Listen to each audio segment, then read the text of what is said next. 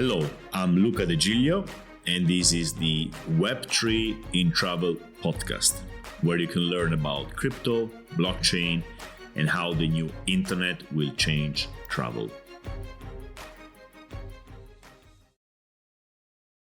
What if you had been there when Bitcoin was first announced? Or when Ethereum launched and the first tokens were created? Or when the NFTs were first mentioned? First, we need to clarify the fact that technologies never emerge out of nothing. Even, for example, tokens were theorized in the Bitcoin protocol. They were called color coins. And then they became a thing in Ethereum. What I'm going to tell you today is something which has been around in theory for a long time, but now it's really coming to life pretty soon, I would say in about 6 months. So you weren't there when Bitcoin was born. What would have you done if somebody came to you and say, we have this new digital currency, it costs nothing, you can get 50 a day easily?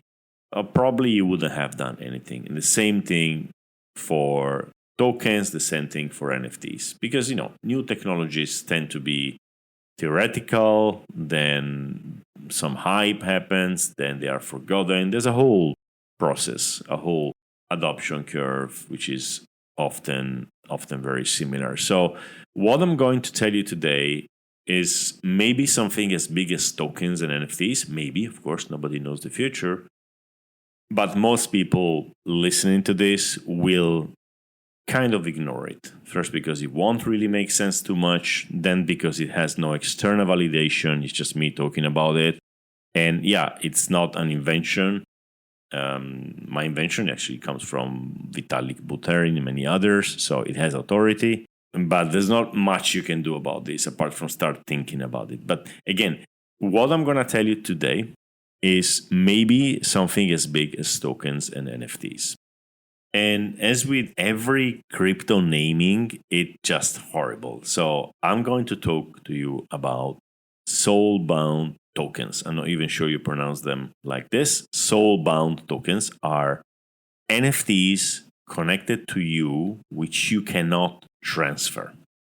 I find it useful to go back to the analogy of the internet as a place, and specifically the new world compared to the old medieval Europe. The internet, and specifically Web3, is a place where there are smart contracts, so there's a rule of law and there are no kings.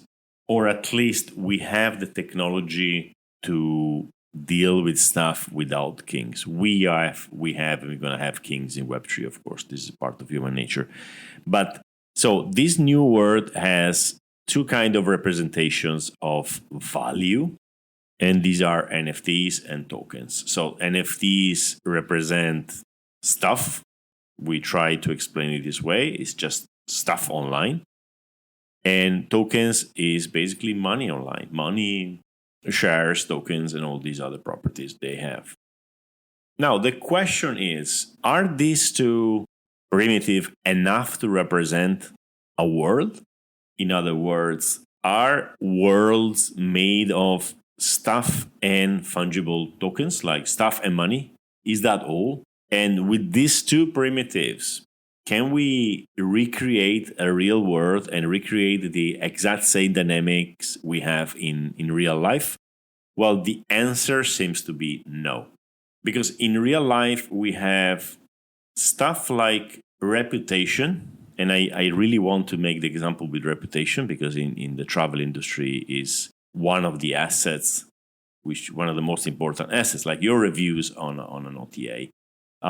Reviews are represented by NFTs, or they can be represented by NFTs, or simply they can be represented by some text on IPFS, so on a decentralized file system.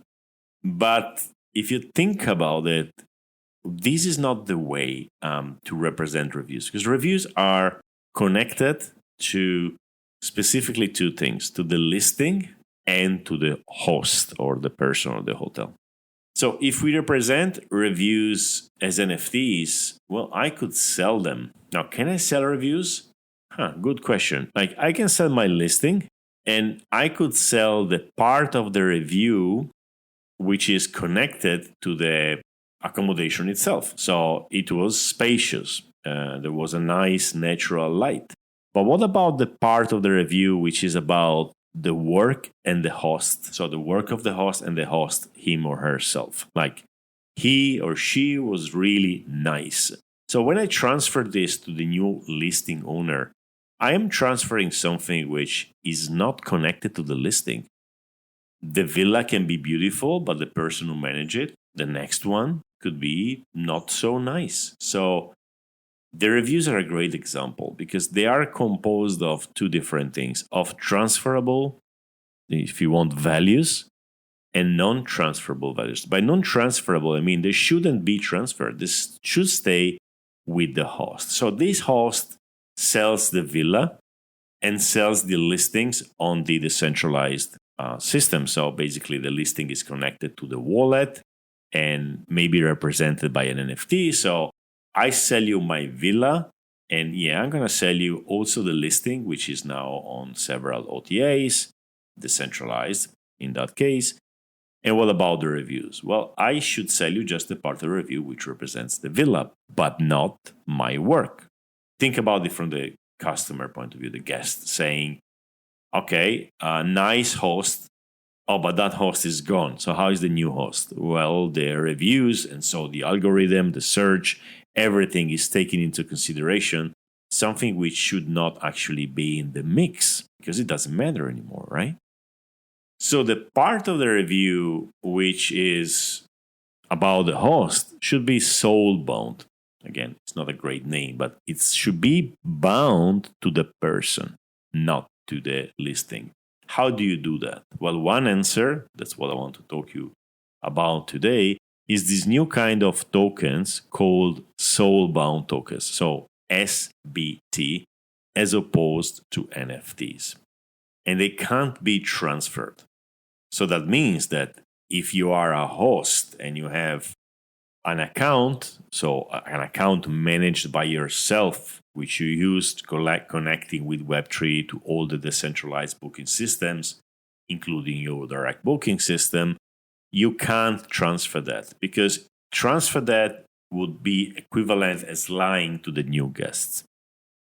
While if you're a company and you are selling the whole thing, well, a company is a different thing. You can sell a company and the company takes the brand and the reputation with it in the next part of the journey.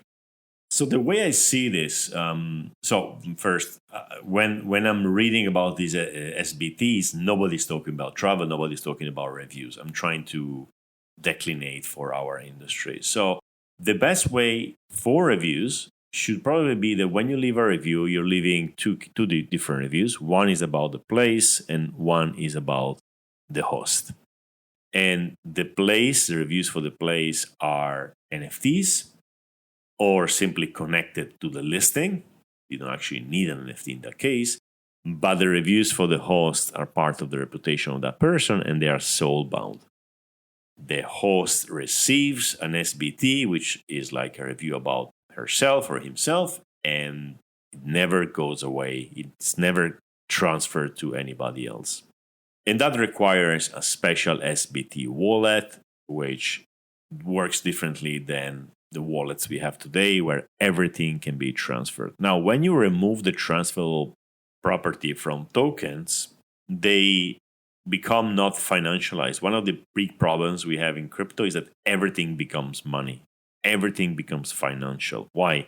Because it is transferable. So if it is transferable, it becomes, it can go on a secondary market.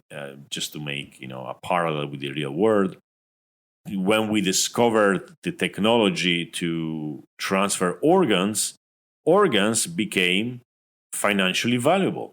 Before they were not. Like in a time where you couldn't transfer a kidney from one person to the other, nobody was buying them. Then we discovered this technology and we can buy organs with all the negative, positive, of course, you save lives, and negative also. connotations. So when something can be transferred, it can become valuable and can become financialized. And again, the whole crypto space is financializing everything. And this is not a real representation of life. Life has a lot of non financial things which cannot be transferred. Back in January of 2022, Vitalik Buterin, the founder of Ethereum, wrote an article, a blog post about SBTs. And a couple of days ago, I'm recording this on the 20th of May, he and other people released a whole paper about them. So this stuff is serious. And they tried in that paper, it's over 30 pages, they tried to see the use cases, the utopian and dystopian effects of these kind of tokens, and it's really interesting. It seems to me that this is going to be a thing because it answers a need, which is a need to represent stuff which we have in real life and which we are not really able to represent online. Let me give you more like non-travel examples as they do in this paper.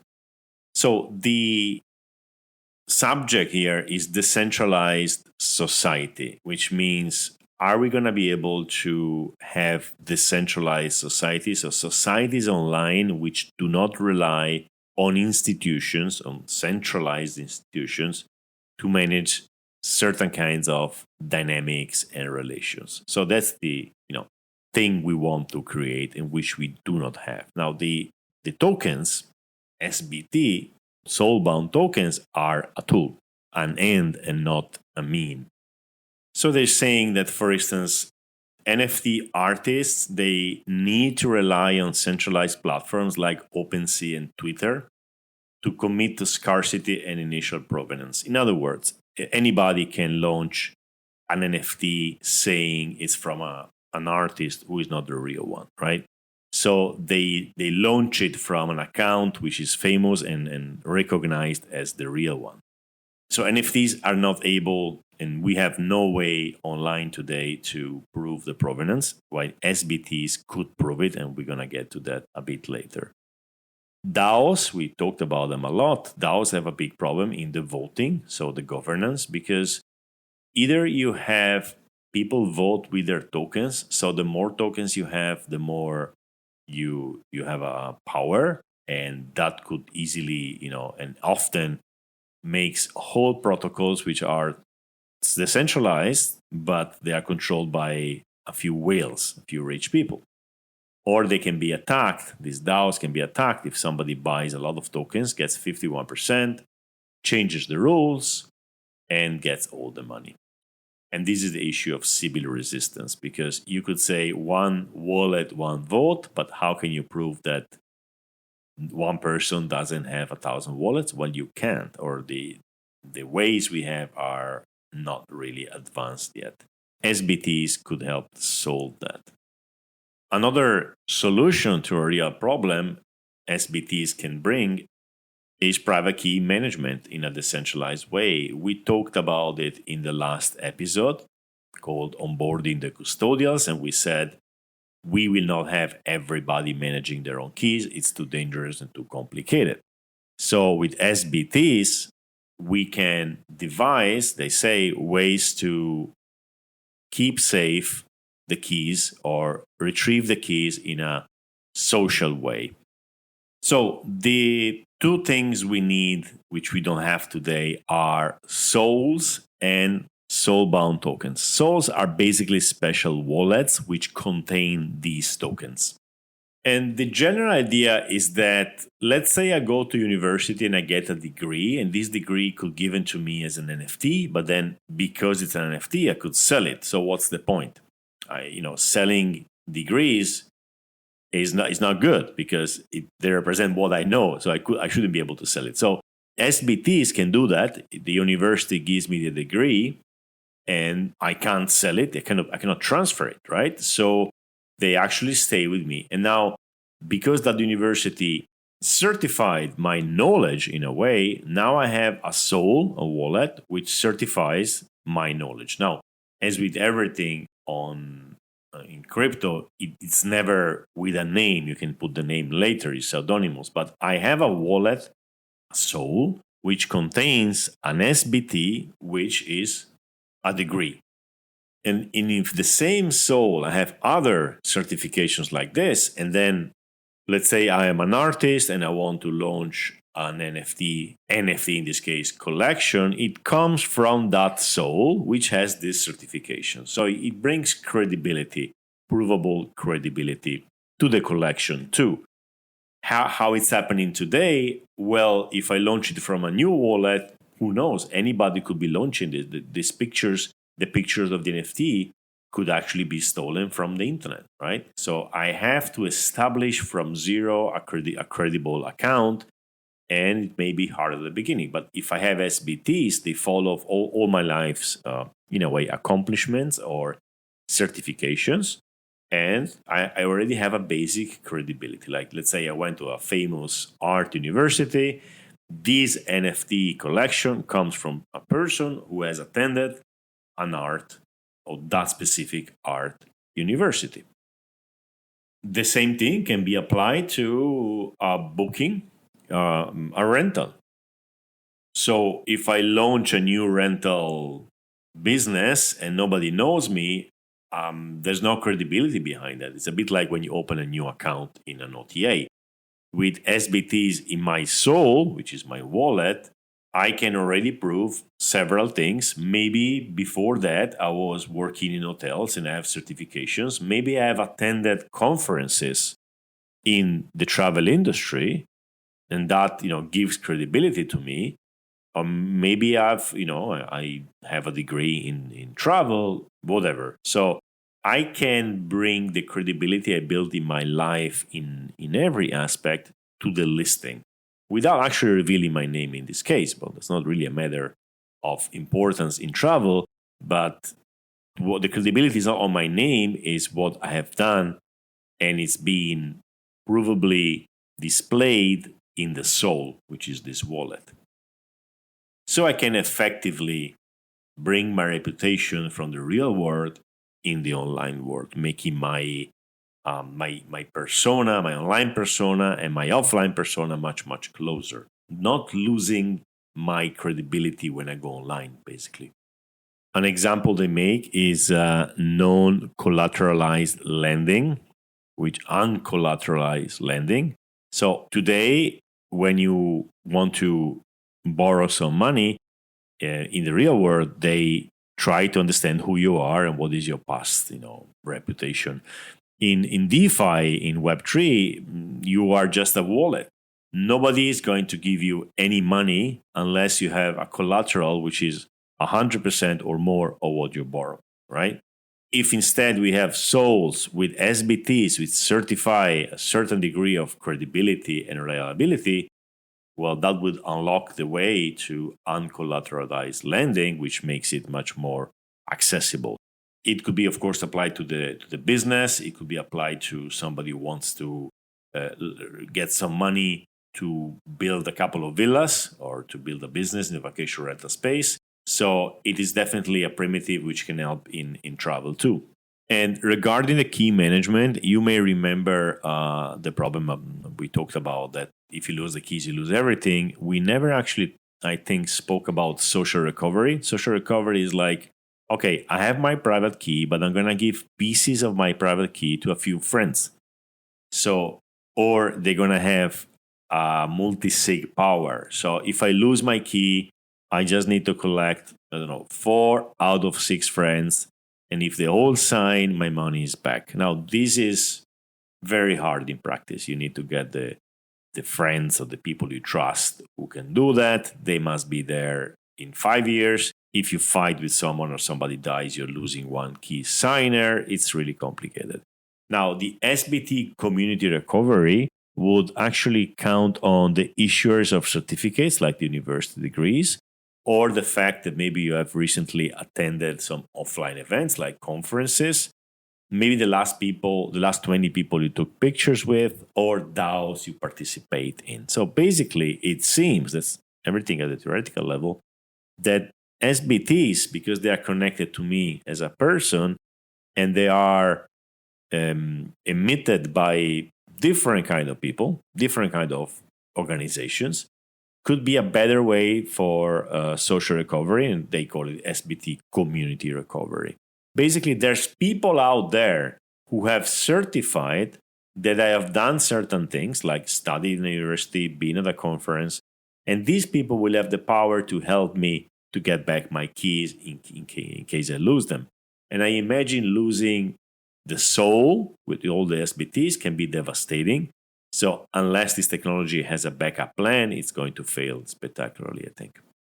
And to clarify, the backup plan here is the SBT community recovery. Of course, it remains to be seen how effective it is, but that's the theory again. Then there's this new concept of soul drops, which is pretty similar to, let's go back to what we talked about before. Like if I travel in many places, and let's say I travel only in villas and 5-star hotels, and every one of them gives me an NFT for my booking. And there you go. I have a collection in my OpenSea and basically my wallet, which signals that I am a guest who has these kind of preferences. And companies could drop me tokens to attract me, or communities could be built around this. Like somebody could say, let's build a community only for people who go to villas and 5-star hotel. I know it sounds elitarian here, but it's the first thing which came to my mind. And they can do that with NFTs. Now, they can do that even better with soul drops. Why? Because with NFTs, maybe you are giving access to me, to this special community for people who go to villas and 5-star hotels. But actually, I just bought them on the secondary market for $10 each, or they were given to me as a present. So you were thinking to do the next Rotary Club, and actually you get me, and I have nothing to do with that. I've never seen a villa in my life, for instance, right? So soul drops based on SBTs will be much more efficient, because if I have this SBT, which is a certification that I used and I booked a certain place, well, then it's me. There's no way around it. And so it's a much better technology for creating communities or creating groups around certain characteristics of the persons. Now, Soulbound could also be the non-transferable bookings. And I'm just talking here, and this just came to my mind, so it may be wrong. When we theorized NFTs as representations of bookings, we said, okay, sometimes some hotel or some vacation rental would say, you can book my place, but you cannot sell it. It's just like a booking, but you cannot sell it. There's no secondary market. I want to know who comes, and I want to approve who comes, right? So I'm going to give you an SBT instead of an NFT. So that could be a use case for travel. I am stopping here. This is a long read, very interesting, and is highly theoretical. If you want to read it, you will find the PDF under the name Decentralized Society, Finding Web3's Soul by Glenn Whale, Pooja Olhaver, and Vitalik Buterin, May 2022.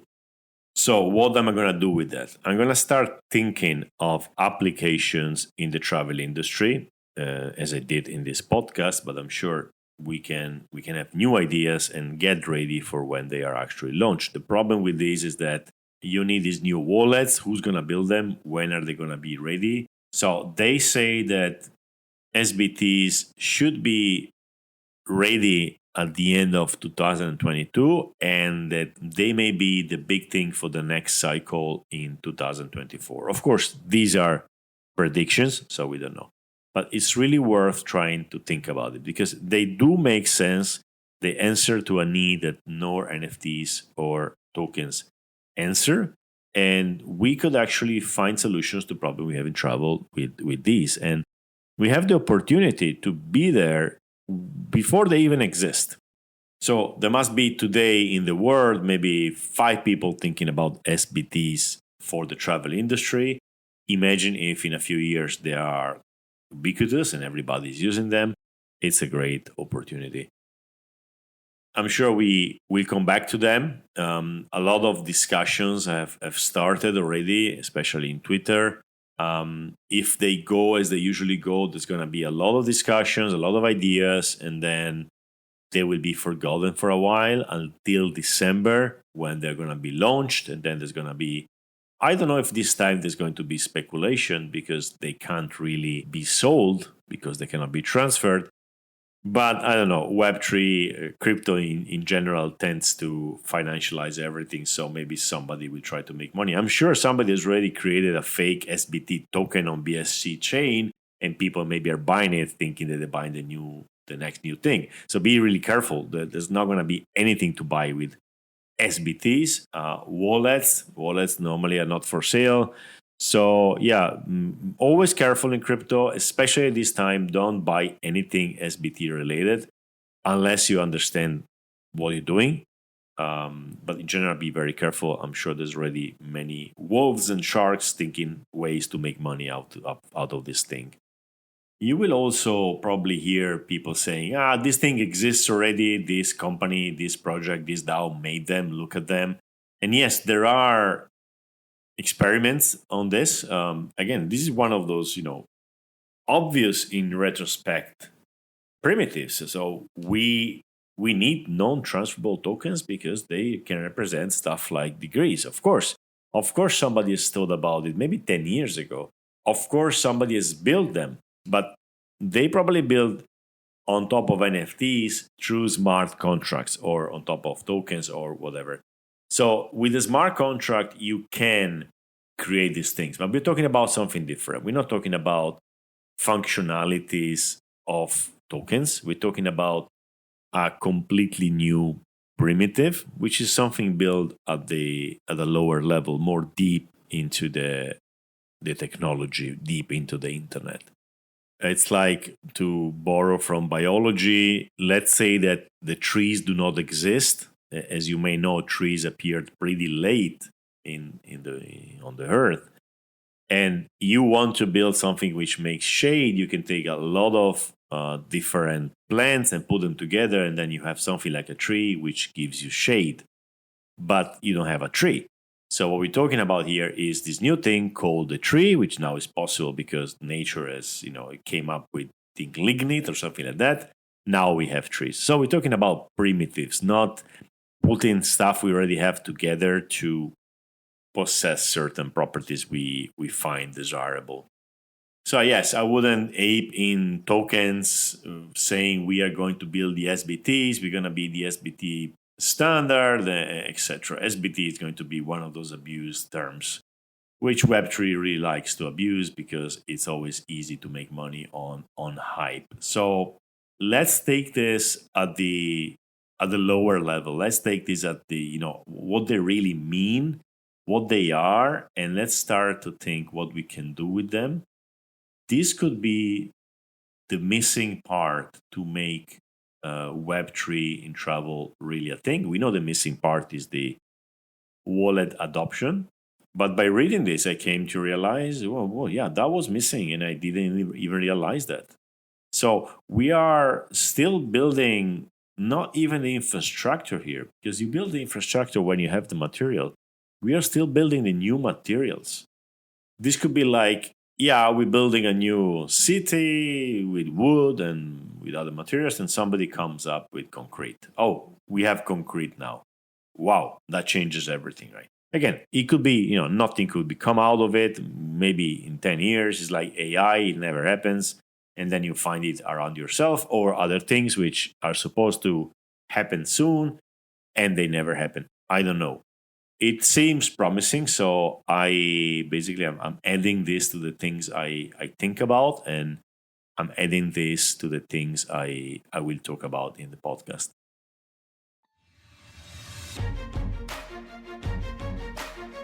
All right, this is the end of today's episode. I really hope you enjoyed it. For more insights on Web3, follow me on Twitter at tripluca, TRIPLUCA, and see you next time.